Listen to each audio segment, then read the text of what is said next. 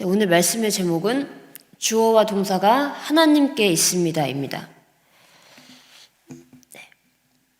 왜곡된 삶에서 다시 하나님의 형상 회복하기 마지막 시간입니다.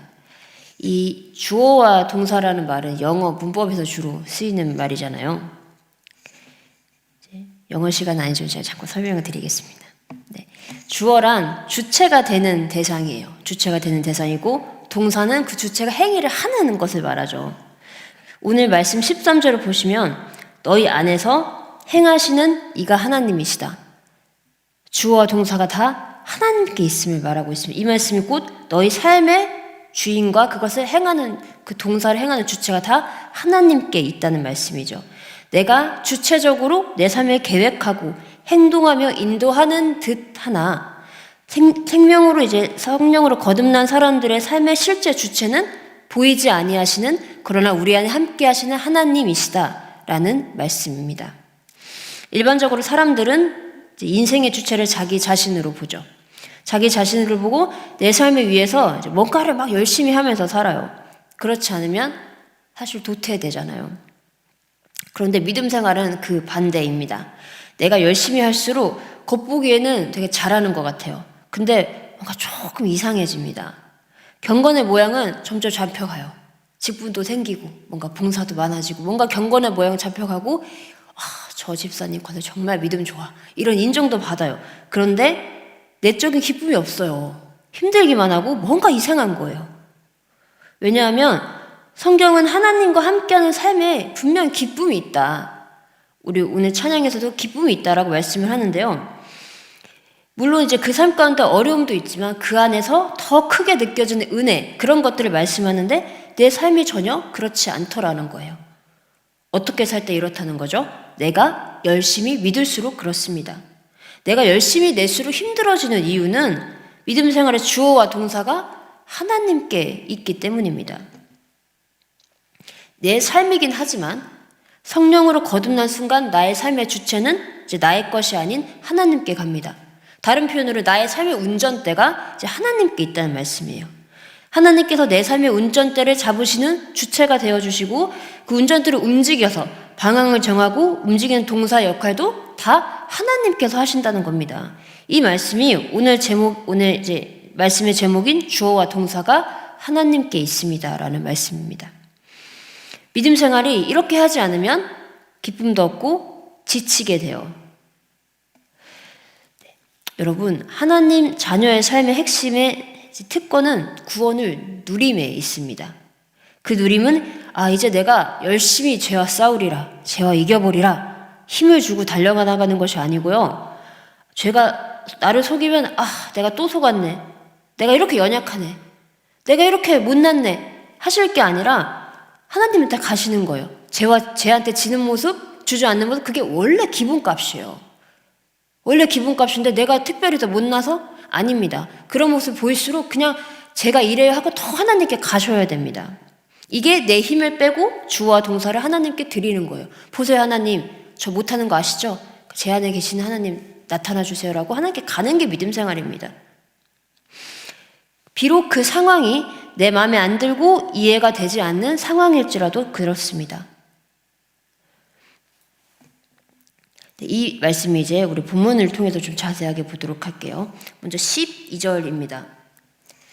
12절 함께 읽습니다. 그러므로 나의 사랑하는 자들아, 너희가 나 있을 때뿐 아니라 더욱 지금 나 없을 때에도 항상 복종하여 두렵고 떨림으로 너희 구원을 이루라. 12절에서는 이제 구원을 얻기 위한 조건과 방법이 아닌 구원의 원리에 대해서 설명을 하고 있어요. 그러니까 다른 말로 하면 우리가 어떻게 해야 이제 구원의 삶을 사느냐, 어떻게 살아야 되느냐가 아니라 그러니까 어떻게 행동해야 되는 방법론에 대해 말하고 있지 않습니다. 12절은 이제 말씀을 해요. 구원을 이루기 위해 어떻게 해야 하는지가 무엇을 해야 하느냐예요. 그러니까 이제 구원을 이루라는 말씀을 구원을 이루실 하나님께서 행하실 것을 믿어라 이렇게 보셔야 해요. 만약에 이 구원을 이루라는 말씀이 방법론이었다면 이어진 13절에서 이렇게 해야 한다, 이것도 해야 되고 저것도 해야 되고 뭔가 그런 모습에 대해서 나열을 해놨을 텐데 그렇지 않습니다. 13절 이어서 읽어볼게요. 너희 안에서 행하시는 이가 하나님이시니 자기의 기쁘신 뜻을 위하여 너희에게 소원을 두고 행하게 하시나니 그래서 이 12절과 13절을 연결해서 보시면 이런 말씀이 됩니다. 너희 구원을 이루어라. 어떻게 해요? 믿음으로. 누구를 믿음으로요? 너희 안에서 행하고 계시는, 지금 살고 계시는 그 하나님을, 행하시는 하나님의 믿음으로 구원을 이루어 가라는 겁니다. 그 하나님은요, 자기의 기쁘신 뜻을 위해서 우리 안에 어떤 소원을 두고 우리로 하여금 행하게 만들어 가시더라는 거예요. 내가 행하는 게 아니라 그분께서 나로 하여금 나의 생각과 마음을 바꾸셔서 그렇게 행하게 하신다는 거예요. 이 기쁘신 뜻이 우리가 5일간 살펴봤던 큰 주제, 하나님의 형상을 회복하는 것입니다. 그리고 그 회복은 그리스도의 만남을 통해 이루어지고 이 만남이 믿음을 통해 이루어지는 것입니다. 따로 본문을 읽지는 않겠습니다만 우리가 읽은 12절 전에 있는 이제 2장 6절에서 11절의 말씀을 보시면 그리스도의 겸손으로 잘 알려진 이제 말씀이죠. 근본 하나님의 본체이신 그리스도께서 이루신 구원에 대해서 쫙 설명을 합니다. 그 후에 이제 이루신 구원에서 쭉 말씀을 하고 그 12절의 시작이 그러므로예요. 이 근본 하나님인 예수님께서 이렇게 구원을 이루셨으니 그러므로 그분의 생명이 너희 안에 있으니 그를 통하여 구원을 이루어가게 하실 것이다 라는 말씀입니다. 그 하나님이 이제 어디에도 계신 게 너희 안에 계시기 때문에 그것을 믿을 때 구원이 이루어지다라는 거예요. 여기서 믿는다는 것이 이제 주어와 동사를 하나님께 드린다에 있습니다. 맡기라는 거예요. 어떤 상황에서도. 수요 예배 때 잠시 말씀을 드렸었는데요. 기독교의 진리는 역설을 통해 나타날 때가 매우 많고 그것은 하나님과 우리 사이의 질적 차이 때문에 그렇습니다. 애초에 이해하는 게 불가능해요. 그러므로 하나님께서는 신앙생활을 믿음 생활이라고 말씀합니다. 이해 자체를 요구하지 않으세요. 그냥 믿으라는 거예요. 이 믿음의 주인 되신 예수가 내 안에서 행하는 것을 너는 그저 따라오렴 이렇게 말씀을 하고 계십니다.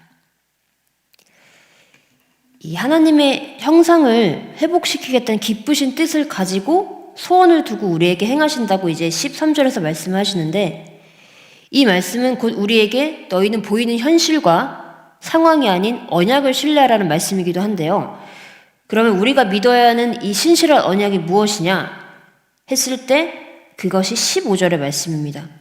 연결을 해서 보면 우리 안에서 행하시는 하나님께서 기쁘신 뜻을 갖고 소원을 두고 행하게 하시는 그 모습이 너희 삶 가운데서 어떻게 나타나느냐라는 말씀이 15절이에요. 함께 읽겠습니다. 이는 너희가 흠이 없고 순전하여 어그러지고 거스르는 세대 가운데서 하나님의 흠없는 자녀로 세상에서 그들 가운데 빛들로 나타내며 이 세상에 대해서 어그러지고 거스르는 세대라고 말씀을 하죠. 이 세대 가운데서 흠없는 자녀가 되어 빛으로 나타낼 것이라는 우리를 향한 소망의 언약입니다. 언약은 반드시 이루어지잖아요. 이 죄로 인해 왜곡된 삶을 살던 우리를 그리스도를 통해 구원하시고 또 그리스도를 통해 본래 하나님의 형상을 회복하게 하시는데 그 회복해가는 하나님의 형상이 15절에서처럼 세상에서 흠없고 완전한 하나님의 자녀로 그 생명의 빛을 그 구원의 빛이 비추며 살아가게 하실 것이라는 이제 그런 존재로 만들어 갈 것이라는 선언입니다. 그리고요, 이 말씀이 1장 6절의 말씀과도 연결됩니다. 사실 이 빌립보서를 시작할 때 1장에서 이 서신을 시작하면서 6절에서 먼저 선언을 하고 시작을 해요. 이게 이제 바울 서신의 특징이기도 한데요. 주로 1장의 핵심적인 내용을 쫙 설명을 하고 그것을 풀어가는 방법으로 좀 기록되어 있습니다. 네, 1장 16절 말씀을 한번 읽어볼게요. 네, 여기서 한 말씀을 2장 15절, 2장에서도 똑같이 반복을 한 거거든요. 저희가 1장 6절을 한번 읽어보겠습니다. 함께 읽겠습니다. 너희 안에서 착한 일을 시작하신 이가 그리스도 예수의 날까지 이루실 줄을 우리는 확신하노라. 참, 읽을 때마다 은혜가 되는 말씀입니다. 우리 안에서 착한 일을 그 행하신 하나님께서 예수의 날까지 이루실 줄을 우리가 확신하노라. 확신하노라. 같은 말씀으로 들리시죠? 너희 안에서 착한 일을 시작하시나 이루실 것이다. 그러니 우리는 뭘 해야 해요? 삶을 행하는 그 주체도, 삶의 주체도 행하는 동사도 하나님께 있음을 인정하고 신뢰하고 맡김의 단계로 가야 할 것입니다. 여기서 말씀하는 이 착한 일의 원어적인 의미는요, 하나님께서 주체가 되어 행하신 구원의 전체적인 사건을 말씀해요.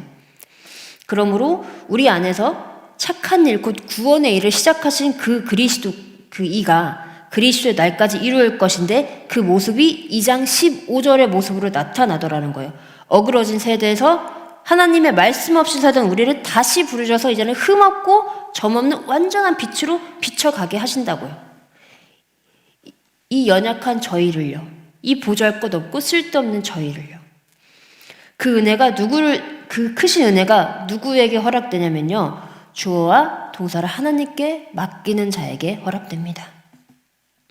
이것이 새 사람을 입는 것이고 하나님의 형상을 회복해가는 삶입니다.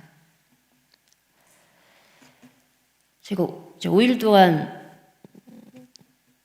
하나님의 형상 회복하기라는 주제를 살펴보았는데 이 전체적인 흐름을 한번 정리를 해보고 말씀을 마치도록 하겠습니다. 우리의 삶은 본래 하나님의 형상으로 받아 선물로서 주어진 것입니다. 그러나 죄로 인해 너무나 수고스러운 것이 되어버렸습니다. 이후 하나님께서는 이제 하나님 외에 창조된 인간이 하나님 없이 살아가는 이 죄가 기본값이 되어버렸어요. 이게 죄인지 자각조차 하지 못합니다. 이 하나님 없음의 삶은 도덕적 선악 두 가지의 모습으로 나타났는데요. 내가 도덕적 기준에 선으로 살던 악으로 살던 하나님이 없다면 그것은 무조건적인 죄라고 하나님께서는 말씀합니다.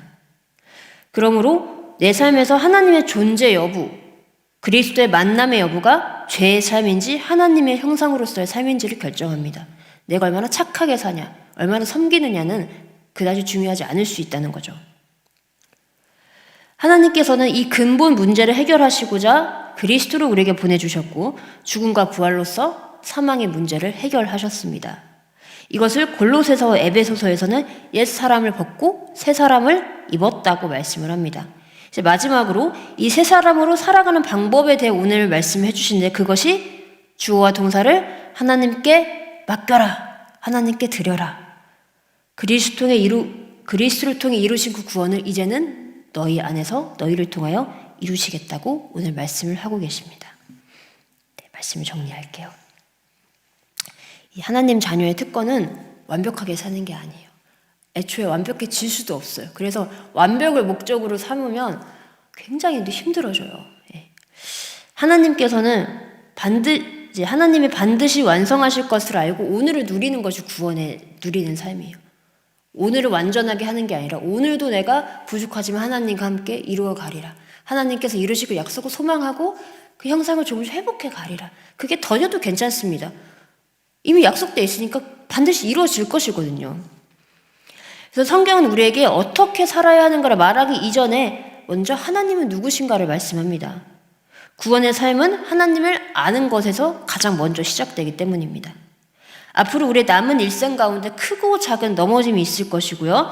다양한 모습으로 오는 하나님의 은혜와 사랑을 경험하실 겁니다. 이 모든 것을 통하여 이제는 내가 이렇게 살아야겠다라고 다짐하는 것이 아니라 나를 통하여 능력을 통하여 내 안에서 이루어 가시겠다고 말씀하시는 그 하나님의 신실한 언약을 신뢰하심으로 어제도 오늘도 그리고 내일도 우리 안에서 행하시는 하나님과 함께 모든 삶의 주어와 동사를 하나님께 맡기고 그분과 함께 이 세상을 아름답게 또 하나님과 함께 아름답게 그 말씀으로 살아가시는 앞으로 여러분들의 삶이 되기를 기도드립니다.